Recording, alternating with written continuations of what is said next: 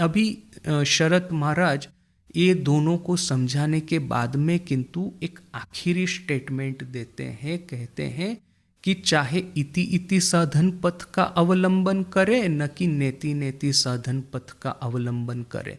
यदि मैं पहले से ही मेरे पास में इतनी विद्वत्ता है कि ये ब्रह्मन क्या है, ब्रह्मन का स्वरूप क्या है, माया का ये अध्यारोप कैसे होता है, ये जगत की रचना जो है पंचीकरण कैसे हुआ है, ये महावाक्य क्या है, महावाक्य विचार क्या है, स्मरण मनन निधिध्यासन करके महावाक्य विचार करके अपवाद करना, ये जो माया का आवरण हटा करके ये जो ब्रह्मन है उसका साक्षात्कार करना, वो कैसे करना है। वो यदि फिलोसॉफिकल क्लैरिटी है भी और यदि नहीं भी है, बस हृदय के आवेश से माँ काली की आराधना करता है, फिर माँ जैसे कहे वैसा वो कार्य करता है। तो दोनों रास्ते, ज्ञान का रास्ता हो न कि भक्ति का रास्ता हो, नेति नेति का रास्ता हो न कि इति इति का रास्ता हो, दोनों पथ के साधकों को इंद्रियों के विषय का त्याग करना होगा। क्या कहते हैं शरत महाराज, जगत संबंधे उल्लिखितो स्वार्थ पर भोग सुखैको लखो साधारण धारणा परिहार के ही शास्त्रो वैराग्यो बोलिया निर्देश करिया छे। जगत के बारे में उल्लिखित स्वार्थ पर अर्थात कि स्वार्थ से भरपूर भोग सुख ऐक लक्ष्य, भोग और सुख एकमात्र जिसका लक्ष्य है, इस तरह की साधारण धारणा का त्याग करना, परिहार करना, इसी को शास्त्र वैराग्य बोल करके निर्देश करता है। जगत के बारे में हमारी जो धारणा है, एक आम आदमी की जो धारणा है वो क्या है, जगत को भोग्य रूप में, भोग्य वस्तु के रूप में वो देखता है। आप अभी घर के बाहर निकलिए, न गाड़ी में न कि स्कूटर में बैठ करके आप रास्ते पे जाइए, आप दोनों ओर जितनी भी दुकानें देखते हैं, देखिए कि सभी दुकानें भोग्य वस्तुओं की एडवर्टाइज करती है। अभी यहाँ पे आश्रम से ही बाहर निकलेंगे तो ये तो सी शोर है ना, यहाँ पे सब तरह की लग्जरी ब्रांड वगैरह आपको दिख जाएगी। आश्रम के सामने ही एक बड़ा होटल है, फिर एक बड़ी रेस्टोरेंट है, उससे थोड़ा सा आगे जाएंगे तो ये स्पा है, फिर उससे आगे जाएंगे तो ये बहुत बड़ा बेकरी है, उससे आगे जाएंगे तो ये जो बच्चों को खेलने के लिए वो जो सब होता है, इस तरह से कुछ है। तो ये जितनी भी आप रास्ते पे जाइए, जितनी दुकान देखेंगे, आपको चिल्ला चिल्ला करके आमंत्रण देगी। बड़े बड़े वो होर्डिंग जो होते हैं ना, वो फट करके अपना मन जो है उनकी ओर चला जाता है। जस्ट अभी रिसेंटली इसी वीक को हमारे आश्रम के गेट के एग्जैक्ट सामने एक नया रेस्टोरेंट खुला है।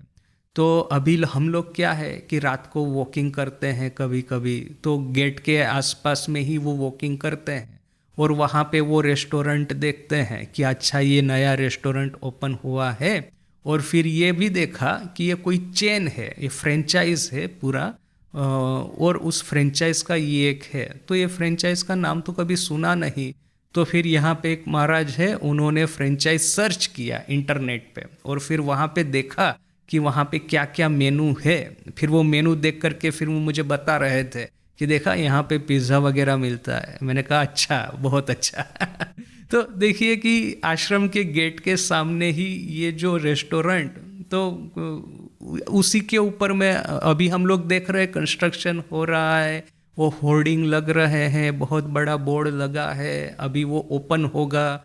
तो हम लोग भी देख रहे हैं कि ये सब चल रहा है। ये जगत जो है हमको खींचता है।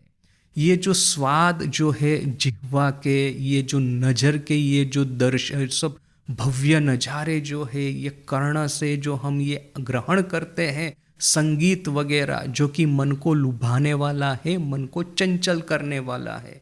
तो ये अपनी इंद्रियां 24 घंटे, ये जगत इंद्रियों के माध्यम से 24 घंटे हमारे पे असोल्ट करता रहता है, हमारे पे हमला करता रहता है। और ये हमले में कब हम कहाँ फंस जाएंगे उसका कोई ठिकाना नहीं। और इसीलिए शरत महाराज कहते हैं कि चाहे आप ज्ञान मार्ग के पथिक हो न कि भक्ति मार्ग के, जगत के बारे में हमारी जो ये सर्वसाधारण जन समाज की धारणा है कि हाँ, ये आप घर से बाहर निकलने से ही यहाँ पे रेस्टोरेंट है तो पैसा इतना इकट्ठा करना है कि मैं इस एक दिन तो इस बड़ी महंगी रेस्टोरेंट में जाकर के महंगा सा खाना खा पाऊँ। यहाँ पे ये बच्चों के खेलने की जगह है, बहुत बड़ा पार्क है, वहाँ पे एडमिशन फ़ी ही बहुत ज़्यादा है, तो मेरे पास में इतना बैंक बैलेंस होना चाहिए कि बच्चों को लेकर के मैं वहाँ पे पार्क में जा पाऊँ। ये जो सुपरमार्केट है वहाँ पे सब तरह की चीज़ें मिलती है, तो जब मेरे पास में इतना पैसा होना चाहिए कि वहाँ जा कर के मैं खरीदी कर पाऊँ, शॉपिंग कर पाऊँ। तो ये है हमारी धारणा कि बहुत ज़्यादा बैंक बैलेंस बनाओ, सत रास्ते से हो न कि फिर असत के रास्ते से पैसा बनाओ और इस पैसों से जगत का उपभोग करो। तो ये कहते हैं शरत महाराज कि जगत के बारे में स्वार्थ पर, यानी कि स्वार्थ किस तरह से पैसा कमाना है, सुख भोग जिसका लक्ष्य है, इस तरह के जगत में जगत का भोग करने के लिए पैसा कमाना है। और ये पैसा कमा करके यदि हम किसी को हर्ट भी करें, यदि किसी को हम कष्ट भी दें तो भी उससे कोई फर्क नहीं पड़ता। इसको कहते हैं स्वार्थ। देखिए बहुत सारी जगह पे ये खाने पीने की ये जो रेस्टोरेंट वगैरह होता है, ना ही वहाँ पे हेल्थ और हाइजीन की कोई चिंता की जाती है।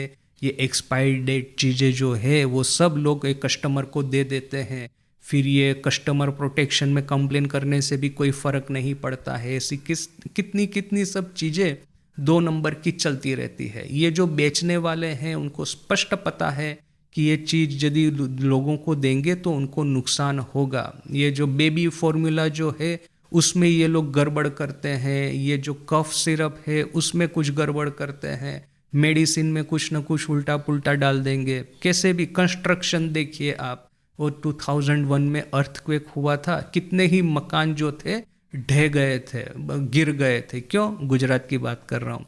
2001 में जो अर्थक्वेक हुआ था, क्यों मकान गिर गए?